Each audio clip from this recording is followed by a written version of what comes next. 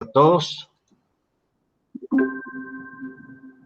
a nombre de la red de huella de carbono de ALPA, reciban un cordial saludo.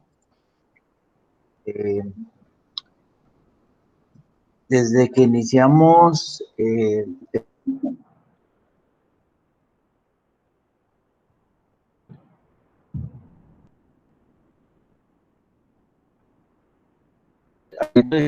conocimiento, he venido trabajando en el desarrollo de esta red y en el desarrollo de este trabajo,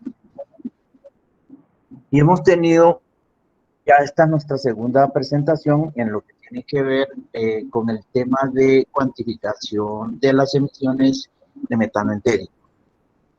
El día de hoy nos ocupa una metodología para cuantificación de metano entérico que se considera como el estándar de las metodologías, que es el uso de cámaras respiratorias.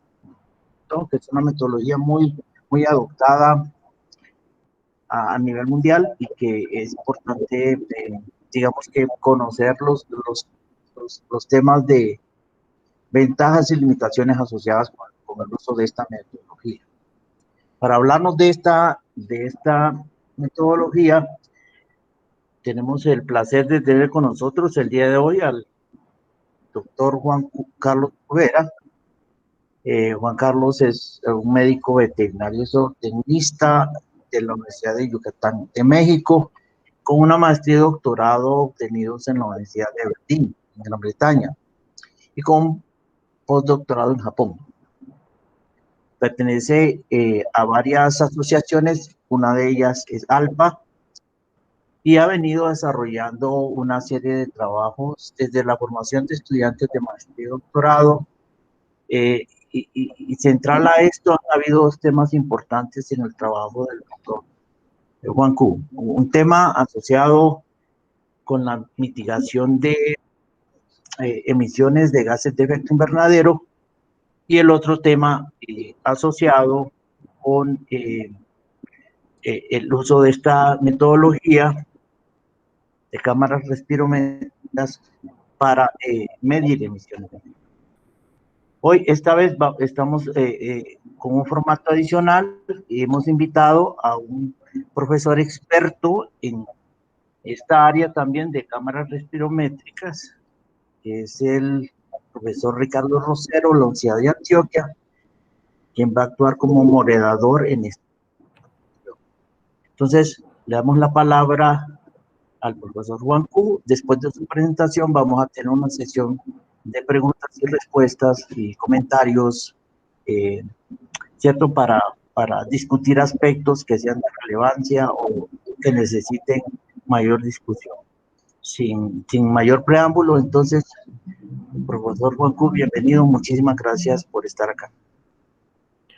Sí, muy buenas tardes, colegas, compañeros, amigos, para platicar un poco acerca de esta técnica de cámaras de respiración para la medición del metano en rumiantes. Aquí, con la experiencia que tenemos en Facultad de Medicina Veterinaria y Zootecnia en la Universidad Autónoma de Yucatán, en el sur de México, en Mérida, en Yucatán, México. Vamos a platicar un poco de la técnica, un poquito de los inventarios, lo que se ha contribuido, algo sobre la mitigación de las emisiones y tal vez algunas de las conclusiones que podríamos derivar del trabajo hecho. Pues bueno, nos ocupa desde luego dentro de la red de la huella de carbono de ALPA la temática de las emisiones de gases de efecto invernadero, tanto metano como óxido nitroso, en el camino hacia sistemas más sustentables de producción, menos contaminantes con el ambiente, ¿no? Y en particular, pues aquí al menos he tratado de estudiar un poco la relación entre el consumo de materia seca y la emisión de metano, lo que se conoce como el rendimiento de metano, ¿no? Los gramos de metano producidos por kilo de materia seca consumida, con diferentes alimentos de los que están disponibles en esta región, alimentos, pastos tropicales, subproductos agroindustriales y tratando de contribuir pues a la formación de estudiantes de pregrado y posgrado, tratando de entender la fermentación ruminal, la fermentación de los carbohidratos estructurales, la producción de ácidos grasos volátiles y de subproductos de la fermentación, tales como el dióxido de carbono, el metano, y también la síntesis de proteína microbiana en el rumen, con la técnica de derivados de purinas, que hemos estudiado durante los últimos años aquí en facultad, en el intento por entender el destino de la energía consumida por los rumiantes, ¿no? En sus diferentes vías de pérdida, ya sea en las heces, en la orina, en años recientes en particular sobre el metano, pero también ahora más recientemente, por más recientemente quiero decir este año, sobre la producción de calor y la eficiencia de utilización de la energía para la síntesis de tejido, para la ganancia de peso, para la síntesis de proteína, para la síntesis de grasa, y también eventualmente para la producción de leche, ¿no? Entonces, estamos ahora en este nuevo camino de entender la eficiencia de utilización de la energía en los rumiantes con esta técnica de cámaras respirométricas. Entonces, bueno, no es una técnica nueva, como muchos recordarán, ¿no? Realmente desde hace ya algunos buenos cientos de años ya, desde el Lavoisier, ¿no? Que diseñó realmente el primer calorímetro que está ahí a la derecha, el primer calorímetro indirecto, donde colocaba a un ratón y de ahí midió la producción de calor de estos animales, y también en humanos utilizó, él fue el primero que midió la producción de calor en humanos, ¿no? De manera indirecta, antes de la Revolución Francesa, ¿no? Y pasó el tiempo y después de la Revolución Francesa, pues en Europa Central fueron donde se desarrollaron los primeros calorímetros en Alemania. Ahí en la imagen vemos el esquema de este calorímetro diseñado por Oskar Kellner, pues que distaba de los instrumentos que están hoy disponibles y que conocemos, ¿no? Los analizadores que tenemos disponibles hoy de diferentes casas fabricantes, ¿no? Vemos este calorímetro de Pettenkofer y Voigt, que se utilizó con perros, ¿no? Para conocer la producción de calor de estos animales en los 800 del siglo antepasado, ¿no? Entonces, no es una técnica nueva, es una técnica conocida que se ha ido refinando con el paso del tiempo. Su origen, pues bueno, en Europa Occidental, los trabajos de Zuns en Alemania, sobre todo con el trabajo el trabajo físico y el origen de las principales teorías del conocimiento sobre la explicación para la utilización de la energía, para la eficiencia de utilización de la energía. En los animales, hasta las cámaras de respiración de Open and Shut de Blackster, ¿no? Ya quizá en los 70, si no mal recuerdo. Unas cámaras bastante sencillas, como pueden ver, ¿no? Realmente eran creo que como de lo que conocemos aquí en México como tri-ply, una madera, un aglomerado, ¿no? Que eran bastante sencillas, pero funcionales. Piso también de, ¿cómo se llama? De este plástico como para amortiguar el peso de los animales. Y los analizadores que podemos ver a la derecha, ¿no? Me recuerdo ese en el centro, ese negro, ¿no? Que es un Servomex oxígeno, ¿no?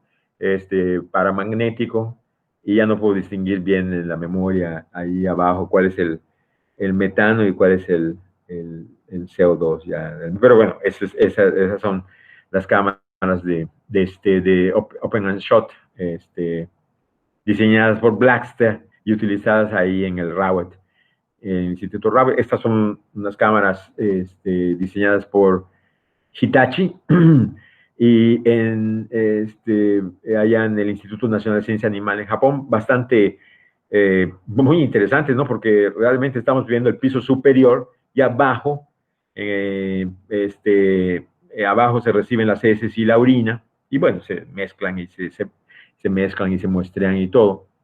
Pues bastante interesantes, como pueden ver, las vacas, esa vaca Holstein salía ahí en reversa, ¿no? De reversa, porque no podía salir para el frente, puesto que había un comedero ahí, ¿no? Un comedero fijo, ¿no? Pero muy interesantes porque, como pueden ver, podías ver al animal desde todos los ángulos posibles, y también el animal a uno. Y no se ve muy claro aquí, creo que quizá puedan ver mi cursor, pero aquí hay digamos, una puerta extra, una compuerta para ingresar y cerrar y ordeñar al animal, ¿no? Y ordeñar al animal. Estas cámaras diseñadas por Hitachi, ven ustedes la rampa para que la vaca pues, pudiera subir. Y con los años, me recuerdo con los colegas ahí, con el doctor Shibata y todos los colegas ahí, construyeron 2 cámaras más para ampliar su capacidad analítica, ¿no? Y bueno, ese es un poquito el antecedente. Y estas son las cámaras respirométricas, cámaras de respiración aquí en la Facultad de Veterinaria. Como ven, también, pues es un diseño sencillo, pues como aquellos que no conocen esta técnica, pues bueno, es como un cuarto, ¿no? Digamos, es un cuarto sellado, cerrado, lo más a presión que se pueda, para evitar la fuga de los gases que el animal está produciendo, ¿no? Metano y CO2. Y realmente cuando cierra con esta presión, se obtiene una ligera presión negativa, ¿no? Una ligera presión negativa, unos cuantos pascal, 150 pascal, suficientes para evitar la pérdida de gases. Tiene unas ventanas, ¿verdad?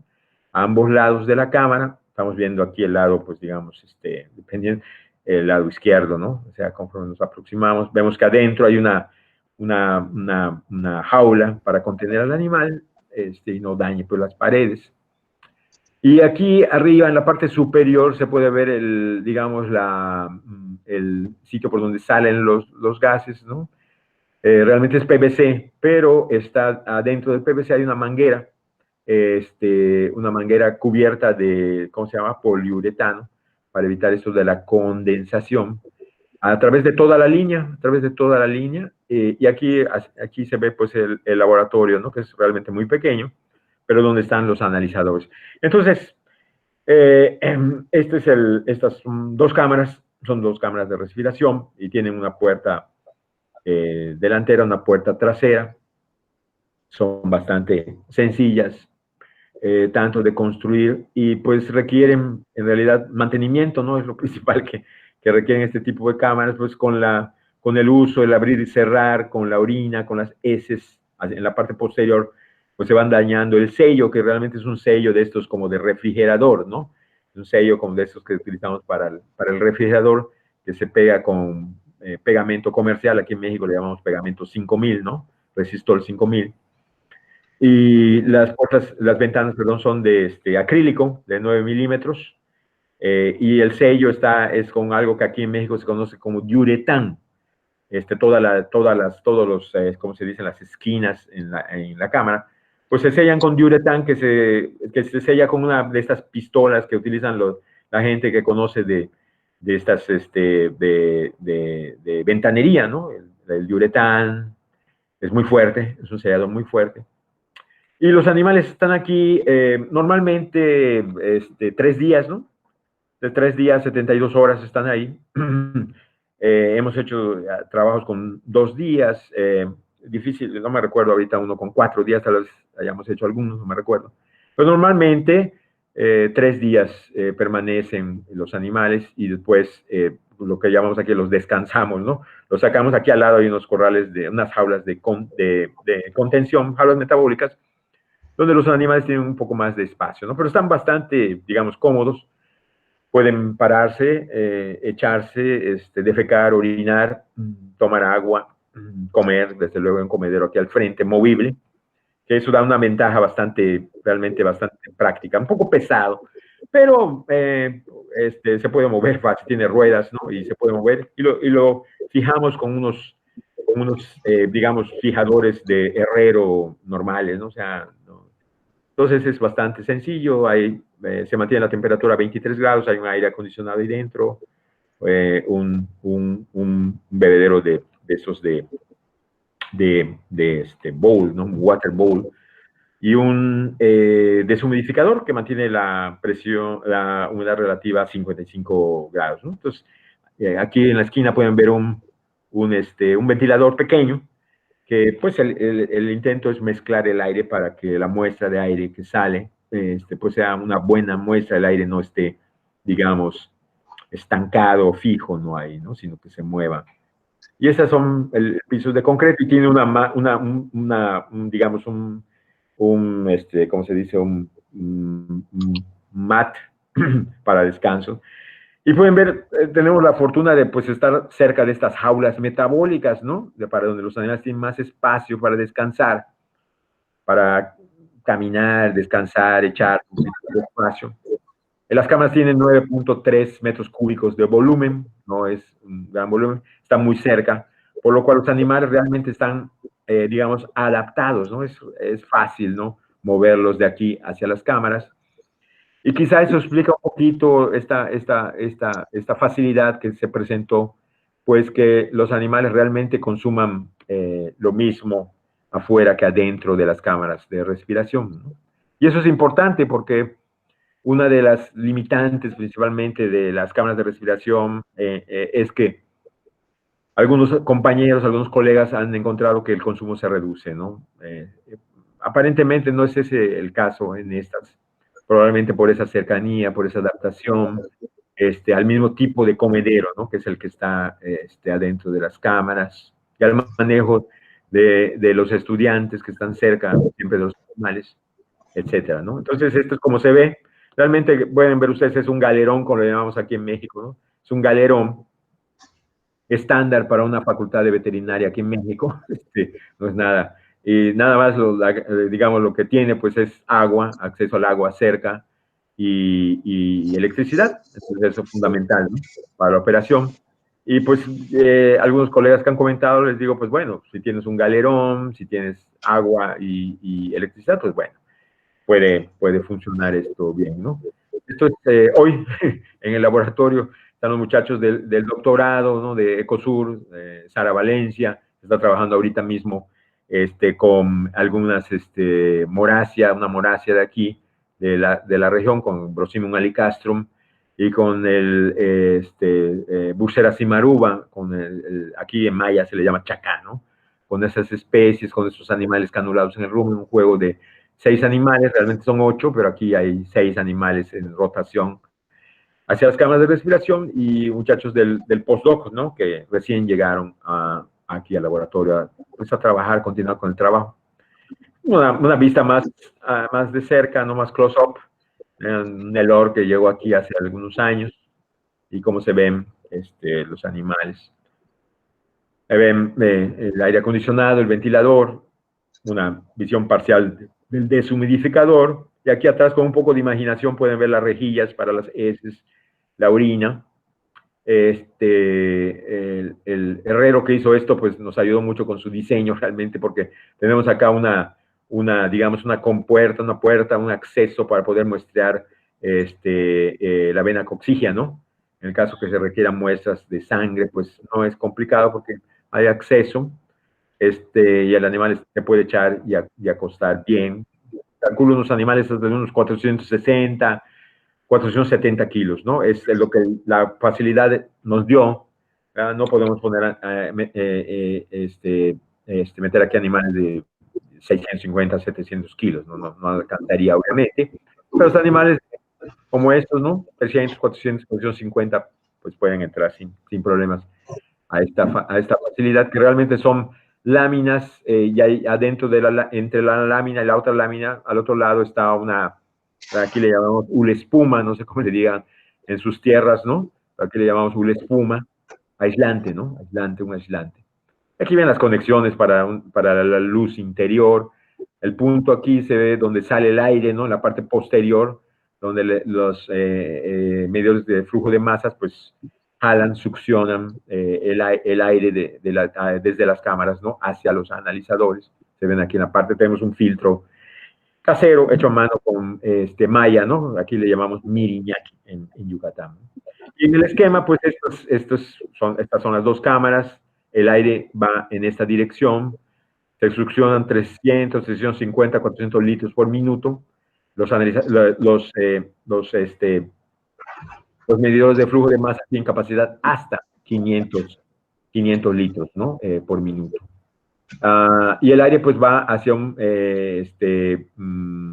se le conoce como multiplexer, es como un switchboard, ¿no? Es un switchboard y hay una interfase al lado que conecta con la computadora donde está un programa, un software que se llama, se me va el nombre ahorita, un software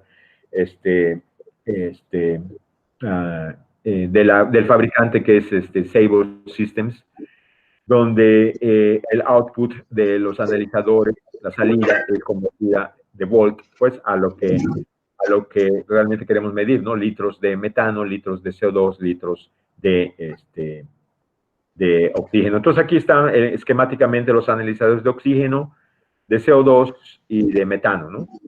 Van hacia la interfase y de ahí hacia el Expedata, ¿no? Que es el software para este tipo de análisis. Entonces, ese es el equipo estándar realmente utilizado en varios países, en Norteamérica, en Oceanía, en Sudamérica, en Europa. Este es un close-up de los analizadores de metano, de dióxido de carbono y de oxígeno. El multiplexer, el analizador de el analizador de vapor de agua y una interfase, un secador de aire que es Driedita, y los medidores de flujo de masas, que son, digamos, el corazón, ¿no? Son los que succionan el aire desde las cámaras que están afuera, muy cerca, ¿no? Muy cerca, hacia estas mangueras que vienen cubiertas con este poliuretano y hacia un filtro para que no entren partículas extrañas, digamos, pedacitos de heces, pedacitos de alimento a los medidores de flujo de masas. Es un sistema bastante sencillo. El aire excedente sale por aquí, no se ve bien, pero hay una salida de aire fuera del laboratorio. Y es como funciona esta técnica que se llama de calorimetría indirecta por circuito abierto. Bueno, aquí está un close-up, ¿no? De los analizadores de metano, de dióxido de carbono y son infrarrojo estos dos, trabajan bajo el principio de infrarrojo, y este es un analizador de oxígeno que le llaman fuel cell, ¿no? Fuel cell. Son como los analizadores, el multiplexer, el suministrador, el analizador de humedad relativa, la interfase, y los analizadores, los medidores de flujo de masas, ¿no? Y los muchachos hoy trabajando, Sara Valencia y Carlos y Miguel Calzada, pues empezando ya en un segundo periodo, si no me recuerdo, de Sara y Carlos, pues familiarizándose con el equipo, ¿no? Para su trabajo futuro. Y ahí hemos trabajado un poquito sobre la calibración sobre todo de metano en años pasados, ¿no? Se tenían bueno, 4 diferentes concentraciones de metano, de 1000 ppm, 2500, 5000, 7500 para analizar la linearidad del analizador de metano. Felizmente me recuerdo, pues prácticamente podría decir todas las regresiones de Heider Arceo, un doctor trabajando aquí en su postdoc, que fueron de realmente .99, ¿no? Realmente muy buenas. No es comercial, pero creo que funciona como un análisis, como debe funcionar un analizador de metano. metano, ¿no? Lineal a la concentración de las diferentes concentraciones de metano que se infusionaron. Y las cámaras son calibradas con metano de alta pureza, 99.99, con esta báscula de bastante precisión, 2 dígitos si no mal recuerdo. Se inyecta metano gravimétricamente hacia las cámaras de respiración, aquí al ladito, aún no más allá de 2 metros, ¿no? Creo que menos. Y se calcula, cuantifica la recuperación de metano con este sistema, que realmente tomamos del trabajo de, ¿no? Algunos tal vez lo conocerán, de Gardiner en el Reino Unido, en el laboratorio de física, Laboratorio Nacional de Física o algo así del Reino Unido, que les colaboró a los colegas de medición de metano en el Reino Unido, y analizaron 23 cámaras. Entonces, el trabajo de 2015 en Measurement, en la revista Measurement, pues nos guió acerca en este esfuerzo para calibrar los analizadores, calibrar las cámaras o conocer el factor de recuperación, y nos ayudó ese trabajo de los físicos de ese país para pues armar, diseñar un sistema de verificación, pues, de los resultados que se estaban analizando, ¿no? Y bueno, en esta nueva etapa, en este año, a pesar de esta terrible pandemia que todos conocemos, estamos iniciando una nueva etapa aquí al poder tener ya los analizadores de dióxido de carbono y de oxígeno. Y esta es una de las corridas de hace pocas semanas. Entonces ya pueden ver ustedes aquí el consumo el consumo de oxígeno y la producción de CO2 y de metano, la producción de calor por día, también por kilo metabólico, y el cociente respiratorio. Entonces se está empezando en este esfuerzo de empezar a medir calor animal, eficiencia. Eso llevará a nuevos trabajos, espero, ¿no? En el próximo año. El próximo año.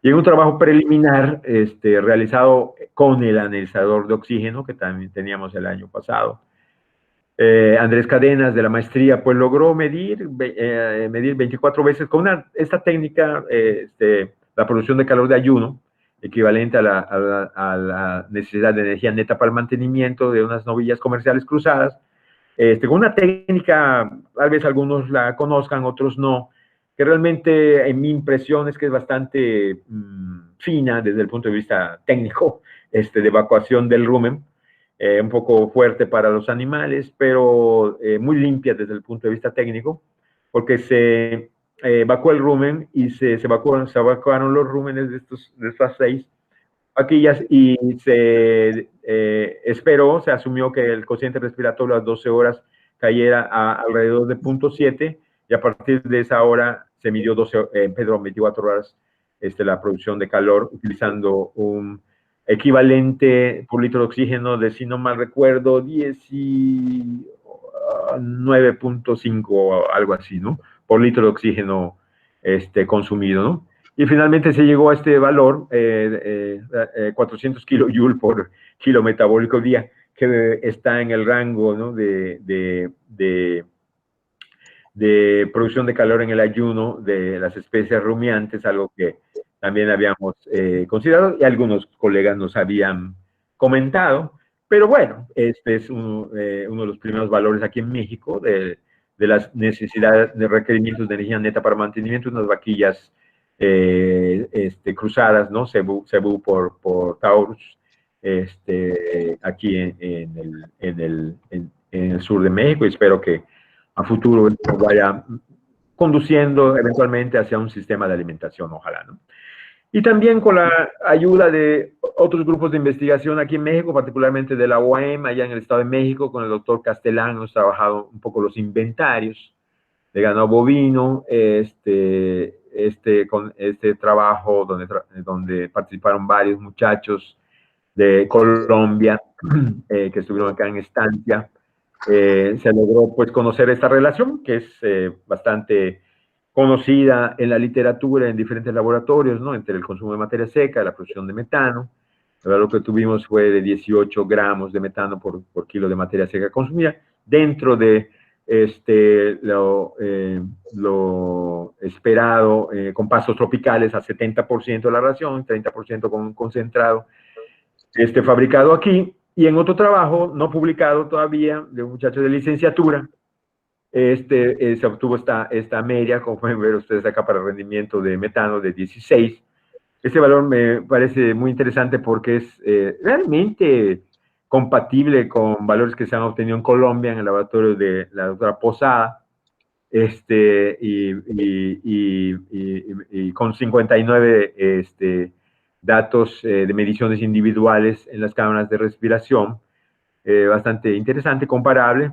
Y creo que estos datos, en general, ¿no? Yo entiendo que para nosotros aquí el valor debe andar como entre 17 hacia 18, con pasos tropicales a 70%, 17, 18 gramos de metano por kilo de materia seca. Y realmente es comparable al valor obtenido por el grupo allá en Ciro, en Australia, con pastos tropicales, con 133 puntos en su análisis, de 19.3, ¿no? Con Brahman y con Brahman y con un valor de 19.3, ¿no? Para su rendimiento de metano, que me parece que esos datos aquí en América Latina son aproximados. Yo creo que hay que trabajar más, ¿no? Para tener un valor, digamos, más sólido. El coeficiente de regresión del primer juego de datos es 0.73. Yo creo que hay que hacer más, hay que trabajar más, hay que trabajar un poco, mejorar.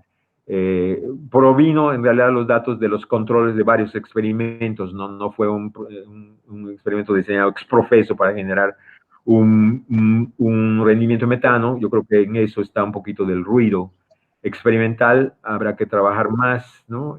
A futuro, pero bueno, yo creo que es una buena aproximación y comparable con resultados en otros laboratorios, tanto en Sudamérica como en Australia, ¿no? Y con el doctor Octavio Castellán, ahí, que también participa en la red, en RHC de ALPA.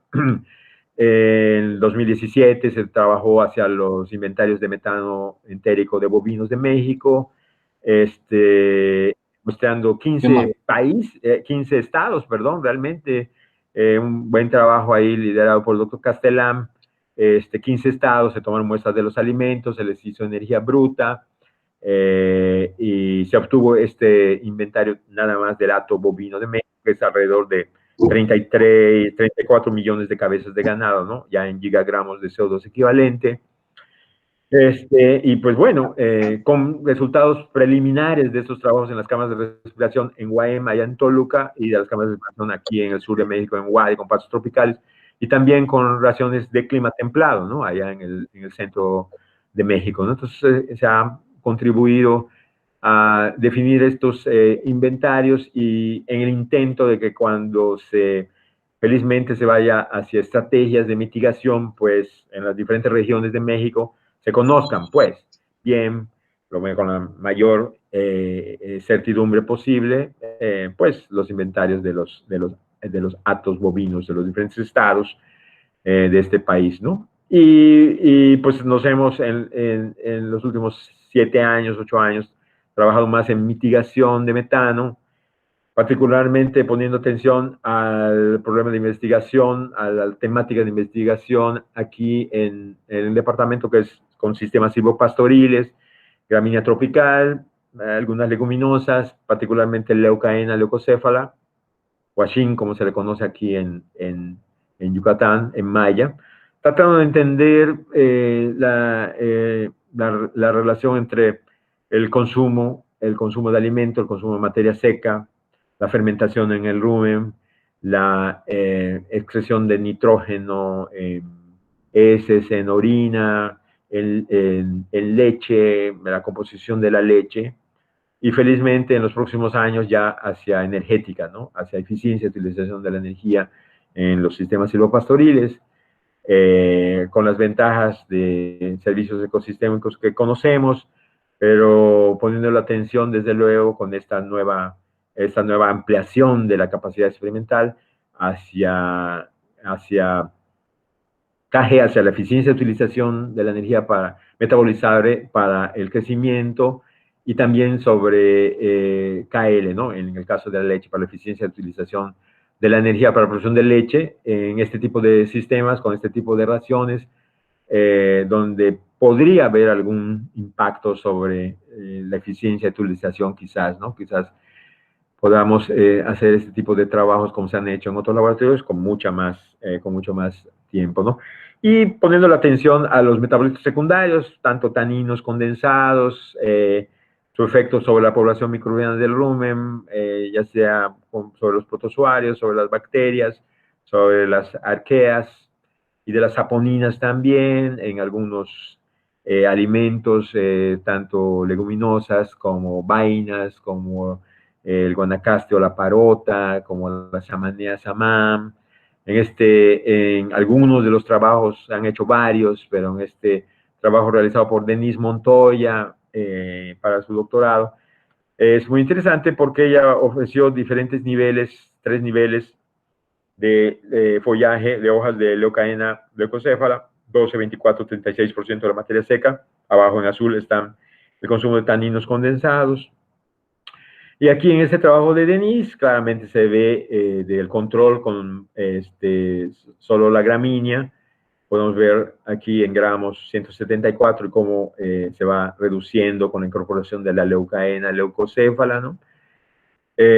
Cómo va el rendimiento de metano de 20 a 16 y cómo va el YM, ¿no? De 6.5, típico de depredador por default de IPCC, hasta 5, ¿no?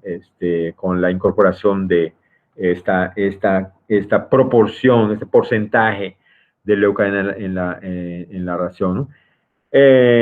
Denise también estudió a la población microbiana del rumen con la colaboración de los colegas de Jacobo Arango allá en CIAT, en Colombia, pues analizó pues a la población microbiana. Desafortunadamente no se encontraron diferencias en modificación en la estructura de la población microbiana.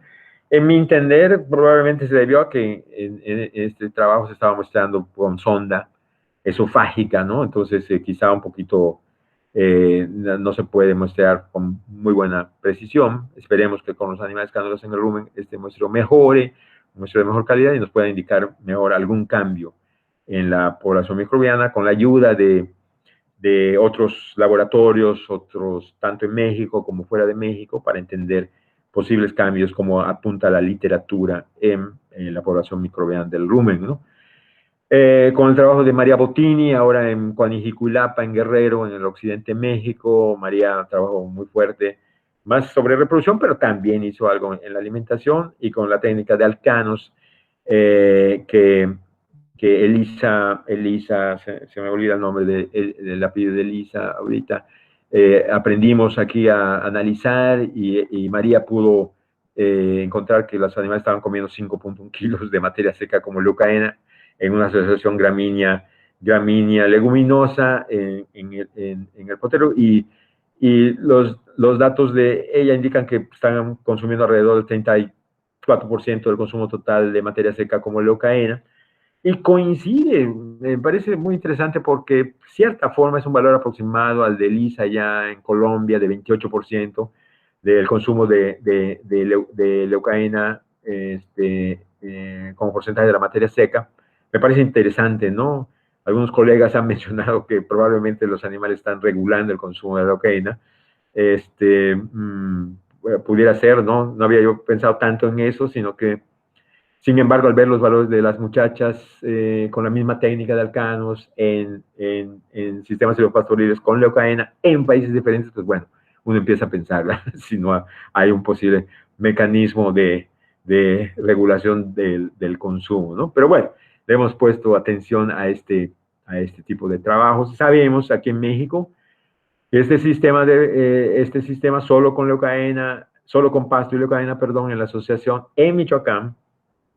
Esta es la leucaena Cunningham.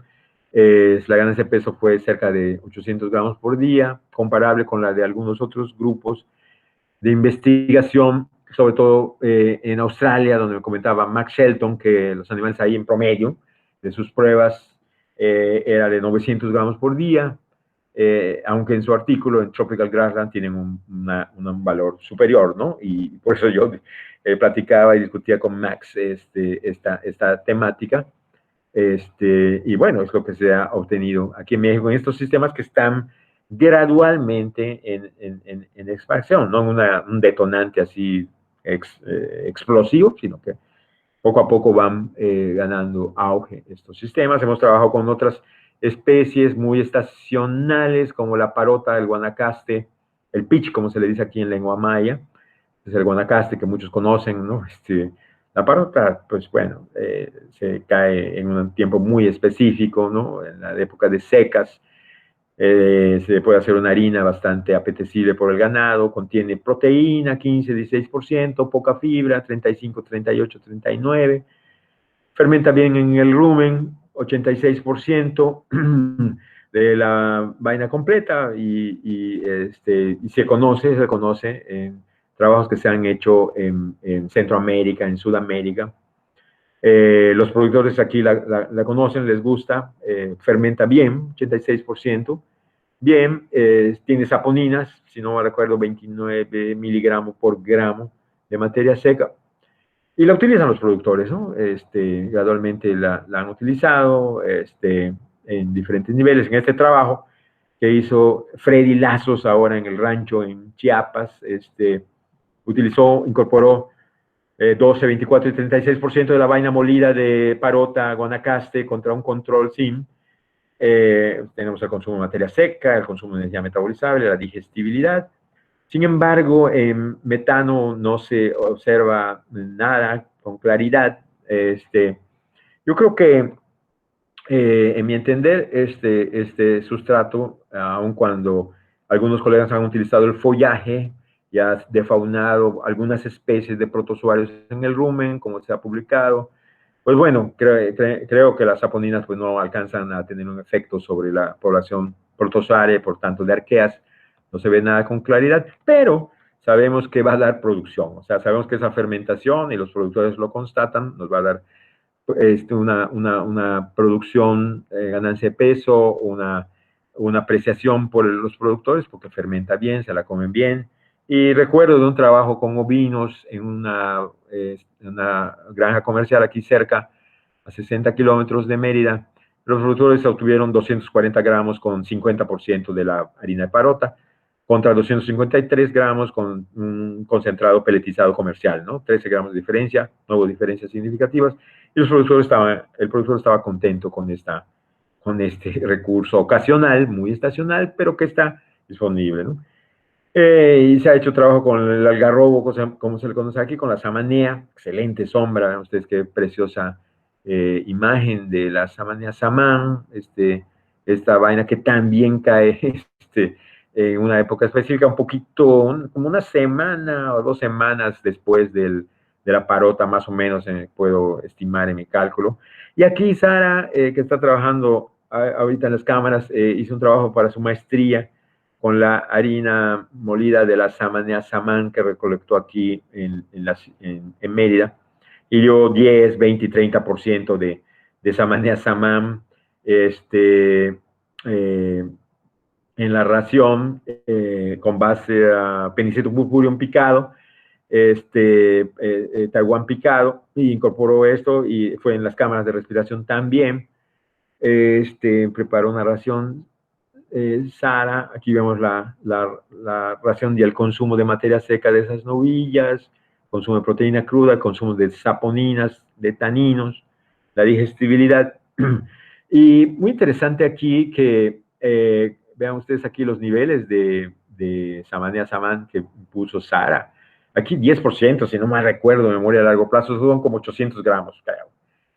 Y vean ustedes aquí lo que sucede con la samanea, que ahora sí, pues reduce el metano emitido. Pero samanea también tiene algo que se me pasó mencionarles, que tiene almidón. Entonces, vean ustedes el rendimiento de metano en litros, perdón, esta expresión está en litros, la pérdida de energía como metano y el YM, ¿no? Que logró reducirlo realmente a niveles muy bajos, ¿no? Entonces, tiene almidón, decía, esta vaina. Y Sara logró medir el patrón de fermentación. Vean ustedes aquí como el ácido acético se va reduciendo de 70 a 60 con el 30% de incorporación, y mientras que el ácido propiónico cambia de 17 a 21.7. Muy probablemente esto cambió la disponibilidad de hidrógenos metabólicos en el rumen, induciendo una reducción en el metano entérico emitido por esos animales, ¿no? No cambios en el pH, pues era una ración con base a pasto. Y esto nos da pie a pues, pensar en algunas de las estrategias para lograr manipular la fermentación ruminal e inducir efectos positivos en la emisión de metano, un poco como con la leucaena, a través de otro mecanismo, y aquí aparentemente posiblemente con el cambio en el patrón de fermentación. Hay otros recursos como algunos lo conocerán, sobre todo aquellos que están en Centroamérica. Danilo, por ejemplo, conocerá el Brosimum alicastrum, ¿no? El ramón, como se le dice acá, el osh en lengua maya. Excelente forraje, los productores lo han utilizado desde hace muchos años. Muy palatable, ¿no? Excelente forraje, tiene otra vez 15% de proteína, 37, 40% de fibra nutriente neutra. La fermentación de la proteína en el rumen es muy buena, ¿no? Es de 95%, muy alta la fermentación de la proteína del ramón. Entonces se está proporcionando nitrógeno fermentable al rumen con este recurso. Los productores lo utilizan, se utiliza desde muchos años en Yucatán. Los mayas lo utilizaron, el fruto de esta amorácea como fuente de proteína. Ahora se hacen hasta tortillas del fruto de aquí en Yucatán, del Brosimum alicastrum. Y cuando se incorpora esto, no es en cámaras de respiración, es con ovinos, nada más niveles de ramón, 15, 30, 45%, en ovinos alimentados con un pasto de baja calidad, 5% de proteína cruda, y aquí se utilizó para saber qué pasaba con el consumo, vemos cómo se incrementa de medio kilo a 1.3 kilos, la tasa de pasaje cambia radicalmente, ¿no? De 1.4 a 4, medido con cromo mordante, y por lo tanto el tiempo de retención en el rumen se reduce, desde luego, y el nitrógeno microbiano medido con la técnica de purinas se incrementa de 2.2 a 9. O sea, tenemos una idea de lo que sucede en el rumen con el suministro de niveles incrementales de este árbol, del follaje de este árbol. Y bueno, Vicente Valdivia en su doctorado trabajó también en pastoreo con este árbol, con sistemas silvopastoriles con leucaena. Perdón, esta es la maestría de Valdivia, perdón. En su doctorado trabajó con sistemas silvopastoriles, con purinas, etcétera, ¿no? Pero también les decía que tiene estos frutos secos que tienen almidón. Estos frutos con los cuales ahora se hace una tortilla de ramón, del Brosimum alicastrum. Y esta doctora Afaf El-Sheref, que estuvo aquí hace unos pocos años, comparó a la parota contra la samanía, contra el fruto, las vainas, ¿no? Las vainas molidas contra el fruto del Brosimum alicastrum.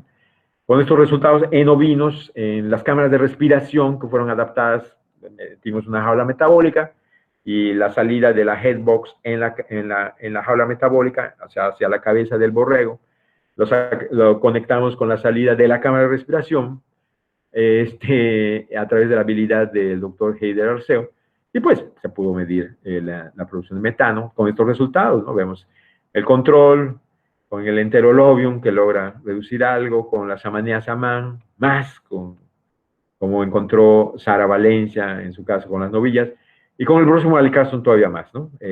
Otra vez como los efectos del almidón, ¿no? Del cambio en el patrón de fermentación probablemente. Es lo que esté ocurriendo con en este trabajo preliminar. Hay que hacer más, tal vez con bovinos, ¿no? Para constatar, consolidar estos trabajos preliminares en esta adaptación que se hizo en las cámaras de respiración de aquí de facultad. Y el año pasado el doctor Flores Santiago intentó estudiar al aceite de palma en la ración, 2, 4 y 6% de la materia seca, con novillas, con estas novillas alimentadas con heno de Guinea de baja calidad.